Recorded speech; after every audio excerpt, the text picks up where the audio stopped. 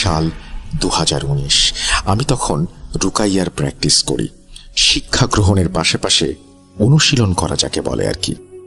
আমার ওস্তাদের নাম মোহাম্মদ সেলিম রহমান। উনি মোটামুটি তখন প্রায় 50 বছরে পা দেয়া একজন প্রবীণ ব্যক্তি।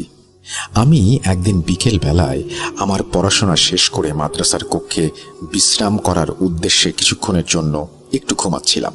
হঠাৎ আমার দরজায় কড়া নাড়ার আওয়াজে আমি উঠে বাইরে গিয়ে দেখি সেলিম হুজুরের সহায়ক উসমান ভাই আমার কাছে এসেছেন। ওনাকে ওনার আসার কারণ জিজ্ঞেস করলে উনি বললেন যে সেলিম হুজুর ডেকেছেন আমাকে, আমার সাথে নাকি ওনার জরুরি কোনো কাজ আছে। উনি এও বললেন আমি যেন তৈরি হয়ে নেই এবং তারপর ওনার কাছে যাই। উসমান ভাইয়ের কথা মতো আমি পরিষ্কার পাঞ্জাবি, টুপি, পায়জামা পরিধান করে গায়ে আতর লাগিয়ে বের হয়ে যাই সেলিম হুজুরের ঘরের উদ্দেশ্যে। ওনার ঘরের সামনে এসে আমি ঘরের দরজায় টোকা দিতেই উনি বললেন, কে? মুহাইমিন? হায় বাবা, আয় ভেতরে আয়।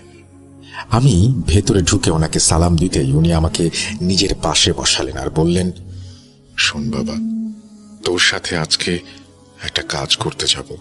তার আগে তোকে কিছু কথা না বললেই না। যাই দেখবি তাই সত্যি মানবি না, আবেগ দিয়ে কাজ করবি না, নিজের শিক্ষার ওপর ভরসা রাখবি, আল্লাহর কাছে নিজেকে সমর্পণ করবি এবং সর্বশেষ কখনো কারো কাছ থেকে নিজের কাজের জন্য কোনো প্রকার হাদিয়া নিবি না। তুই যদি আমার এই কথা না মানিস তাহলে তুই কিয়ামতের ময়দানে আমার কাছে বাধা থাকবি। আমি জি হুজুর বলে ওনাকে জিজ্ঞেস করি কাজটা কি। উনি বললেন, চল, রিক্সা নেই, রিক্সায় যেতে যেতে বুঝিয়ে দেব। উনি কারবালা রোডে রিক্সা ঠিক করলেন। যেতে যেতে উনি আমাকে বললেন, শোন, আমি সম্পূর্ণ কাহিনী জানি না। একটা মেয়ের সমস্যা। তার বাবা গত 10-12 দিন ধরে মাদ্রাসার গেটে এসে ধর্ণা দিয়ে যাচ্ছিলেন। মেয়ের জন্য সাহায্য চাইতে আসেন উনি। গত পরশু ওনাকে আমি ডেকে জিজ্ঞাসা করি ওনার আসার কারণটা কি।